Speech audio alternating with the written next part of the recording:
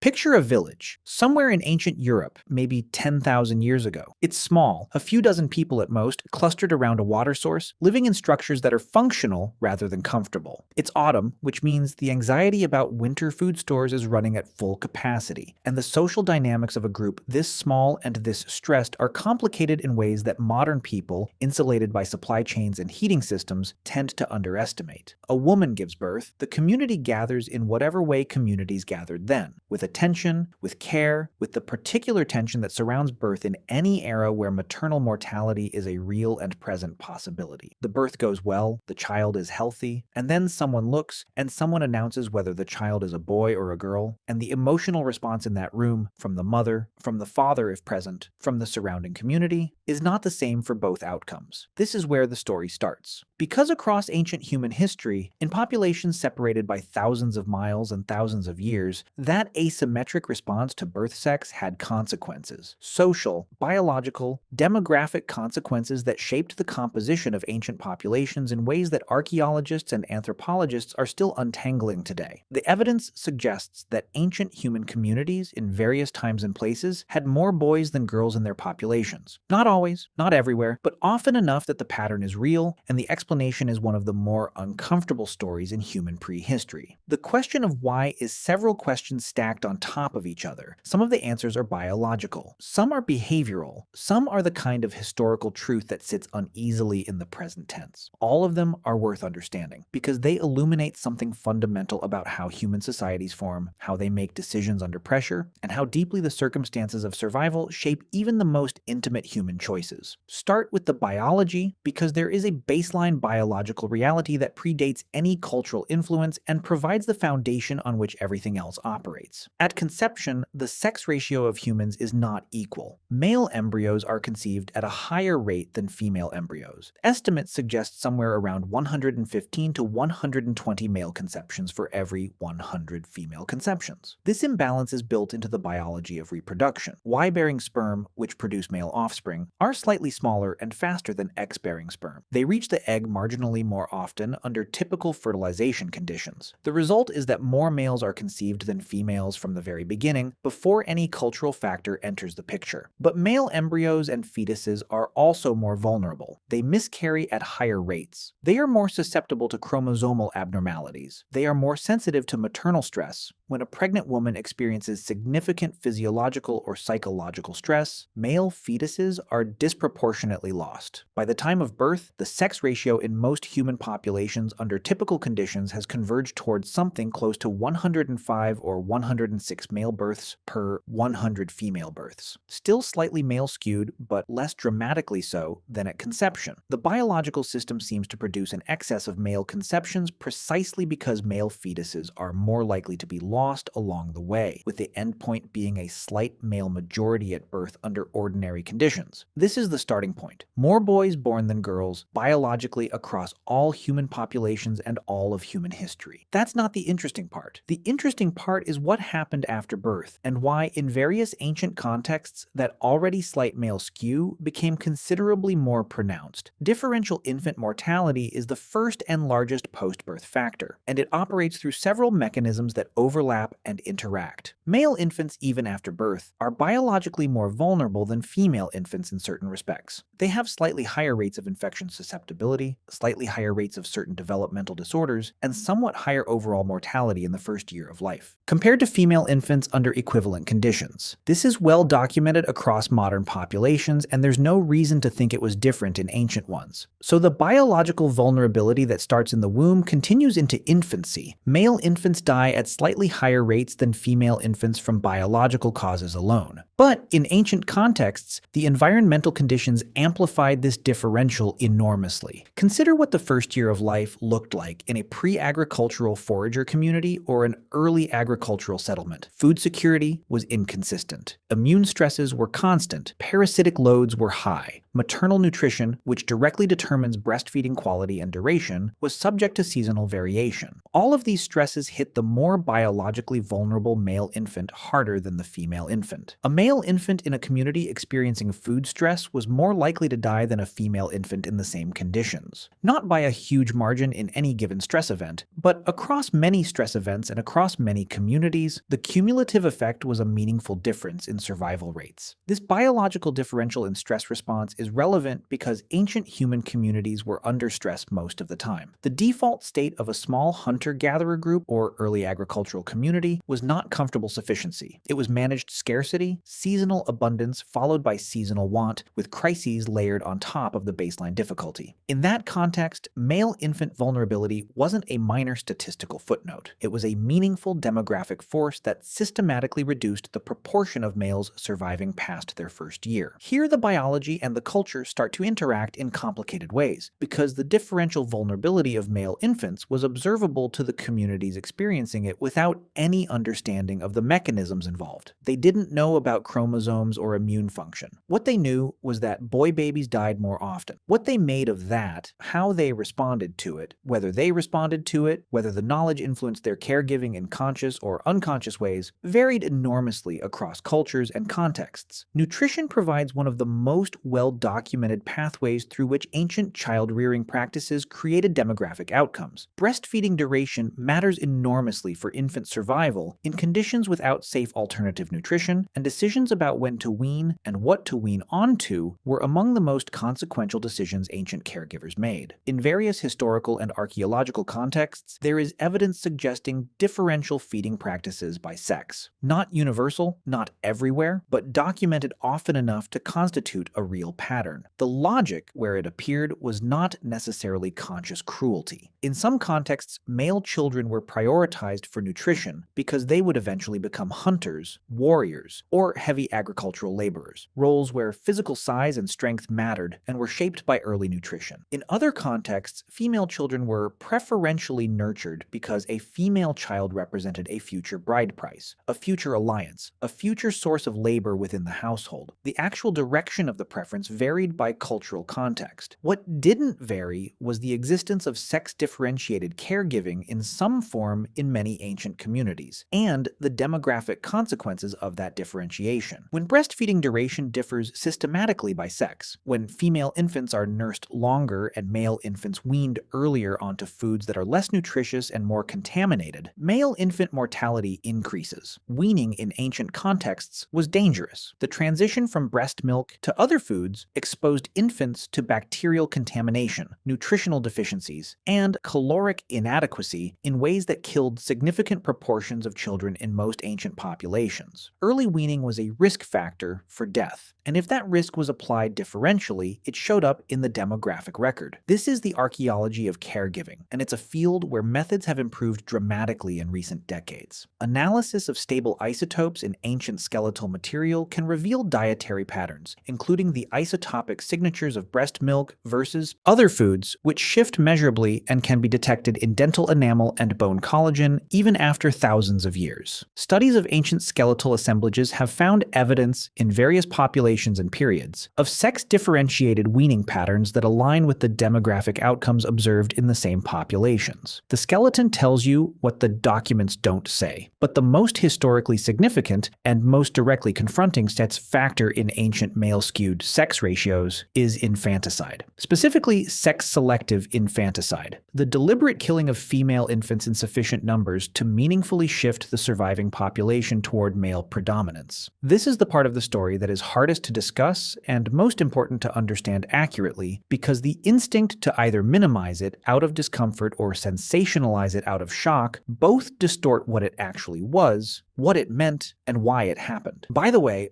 if you want to go even deeper into the secret lives of ancient humans, I just launched a full course called The Secret Lives of Ancient Humans. 10 modules, 3+ hours of content covering everything we never talk about on YouTube. What they feared, how they communicated, what hunted them, and much more. Plus an exclusive PDF guide included. Link in the description. See you inside.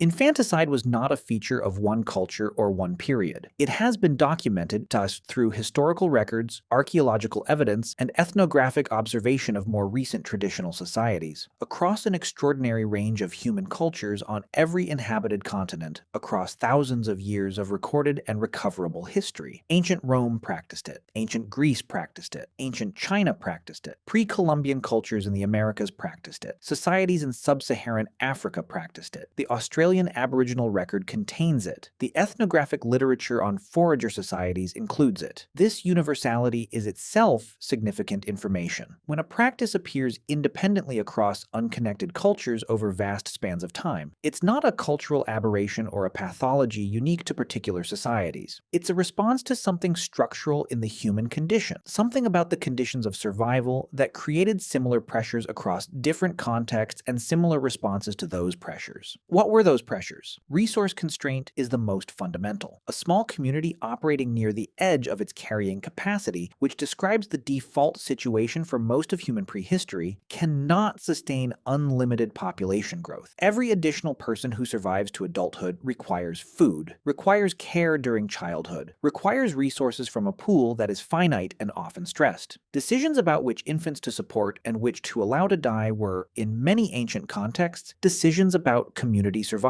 rather than individual malice. This framing does not make the practice comfortable, but it's the accurate framing. Understanding historical behavior requires understanding historical conditions, and the conditions of ancient subsistence communities were different from the conditions under which modern moral frameworks developed. Why specifically female infants rather than male infants, or rather than sex-neutral infanticide? Several forces pushed in this direction simultaneously across many different cultural contexts. In forager societies, male adults typically contributed more calories to the group through hunting than female adults, though this varies considerably by ecology. In societies where large game hunting was a primary protein source, male contribution to the caloric economy was seen as higher, making male children a more valuable investment from a purely resource extraction standpoint. Female children in this calculus were seen as contributing less to group survival in adulthood, and therefore as more expendable under scarcity. In early agricultural societies, the calculus shifted somewhat but didn't necessarily reverse. Male agricultural labor was typically prioritized for heavy field work. The bride price or dowry systems common in many early agricultural cultures created economic costs associated with female children in ways that had no male equivalent. In dowry systems specifically, a daughter was a liability at marriage, requiring transfer of family wealth outward. Multiple daughters could represent an economically crippling obligation. Warfare is another factor that appears repeatedly in the archaeological and anthropological record. Societies under frequent raiding or warfare pressure had strong incentives to produce male members who could participate in defense. In some contexts, this was an explicit cultural value. Male children were celebrated partly because they would grow into fighters. Female children, in the same cultural logic, were less directly valuable to group defense. This reasoning, applied systematically over generations in societies under persistent conflict, created demographic pressure toward male population excess. The demographic consequences of sex-selective infanticide are measurable, and archaeologists have found them. Analysis of skeletal assemblages from various ancient and historic periods shows sex ratios in recovered populations that deviate significantly from the biological baseline. Some assemblages show female deficits among juvenile remains that are too large to be explained by differential biological mortality alone and that align with historical records of infanticide practices in the same cultures. Ancient Chinese census records, dating from the Han Dynasty and continuing through subsequent periods, show persistently male-skewed population-sex ratios in certain regions and time periods that historical sources explicitly attribute in part to female infanticide. Ancient Roman literary sources discuss infanticide openly and non-sensationally, treating it as a normal household decision. Roman legal and medical texts address the practice in practical rather than prohibitive terms. The archaeological record from Roman sites includes evidence in the form of skeletal assemblages with unusual age and sex distributions, consistent with what the textual record describes. The transition away from sex-selective infanticide in various cultures is itself informative about what drove it. In Europe, the Christianization of societies in late antiquity and the early medieval period brought with it explicit prohibition of infanticide, and the demographic record shifts accordingly over the centuries following Christianization in various regions. Female deficits in population sex ratios narrow and eventually disappear. This correlation is strong enough that some demographers treat the shift in sex ratio as evidence of the actual behavioral change rather than relying solely on textual prohibition. In China, the practice persisted across dynastic periods despite periodic legal prohibitions, and various historical sex ratio imbalances in Chinese populations have been analyzed extensively by demographers as products of both infanticide and differential care practices. The one-child policy of the late 20th century, with its collision of legal restrictions and persistent cultural preference for male children, produced demographic outcomes that are in some respects the modern analog of ancient sex ratio distortion, achieved through sex-selective abortion rather than infanticide, but driven by similar underlying cultural and economic logics. This continuity is worth sitting with. The forces that drove ancient sex ratio distortion, resource constraint, perceived differential economic value of male versus female children, cultural status associated with male offspring,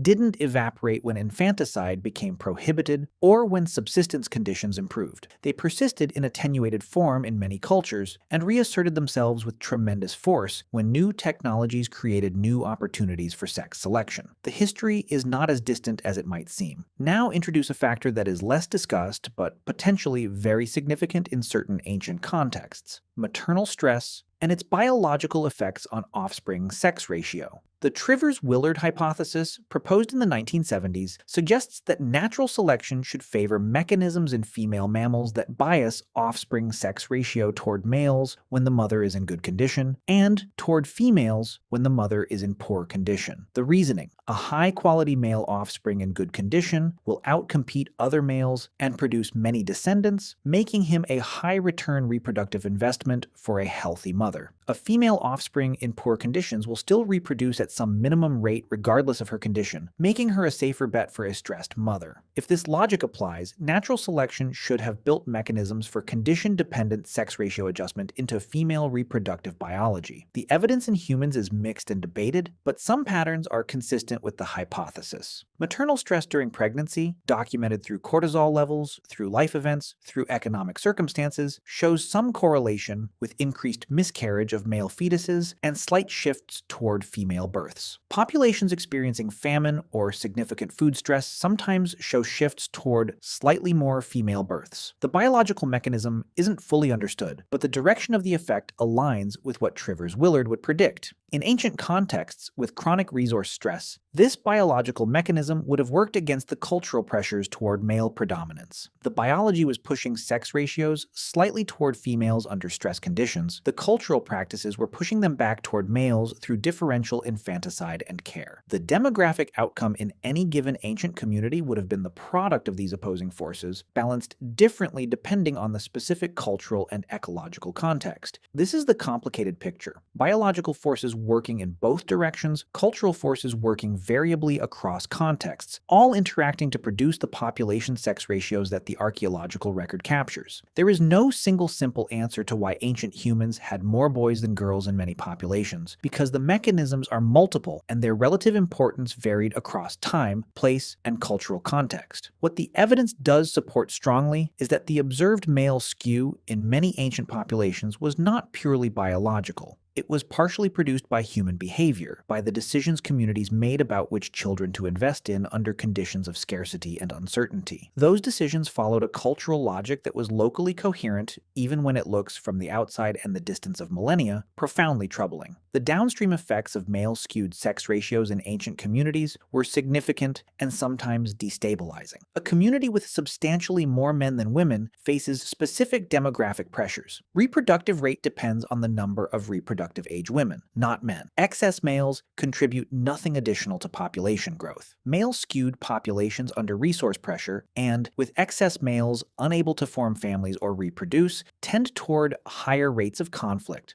both internal and external. Anthropologists have documented correlations between male population excess and increased raiding, warfare, and inter-community violence in various traditional societies. The demographic distortion created by preferring male births could itself become a source of the instability that then drove further preference for male births, as communities under conflict pressure valued male members even more. This feedback loop, cultural preference for males, creating male excess, creating conflict, creating reinforced preference for males, appears in various archaeological and ethnographic contexts, and helps explain why sex ratio distortion, once it became culturally embedded, could persist across many generations, even when the original resource pressure conditions that may have initiated it had changed. The story ends, such as it ends, not with a single moment of enlightenment, but with the gradual, uneven, still incomplete shift towards sex ratio balance as resource conditions improved, as cultural frameworks changed, as the economic calculus of male versus female children shifted with agricultural intensification, urbanization, and eventually modernization. The shift didn't happen everywhere at the same time or at the same rate, and as the modern sex ratio distortions in parts of Asia demonstrate, it hasn't fully resolved in all contexts, even now. What ancient populations tell us through their skewed skeletal assemblages and their biased census records and their literary references to practices modern people find abhorrent is something uncomfortable about the relationship between survival conditions and the choices communities make. Under genuine, severe resource constraint, with high and unpredictable child mortality, with cultural frameworks that assigned different values to male and female children for reasons that were internally coherent to those frameworks, human communities made decisions that shaped their own demographic composition. The biology set the baseline, the culture moved the dial, and the gap between the baseline and the observed outcome, the excess of boys over girls that shows up across so many ancient populations, is the space where some of the least comfortable truths about human history live. Understanding it clearly, without flinching and without anachronistic judgment that substitutes horror for comprehension, is the only way to actually learn what it has to teach. And what it teaches is this: the composition of human populations has never been purely natural. It has always been, in part, the product of decisions, individual, communal, cultural, made under the conditions and with the values of the time. The village in the opening scene, the announcement of a birth, the emotional response that followed, that moment was never politically or demographically neutral. It was always embedded in a web of pressures, values, and consequences that extended far beyond the room where it happened. That's the history. It's worth knowing. It's worth knowing. It's worth knowing.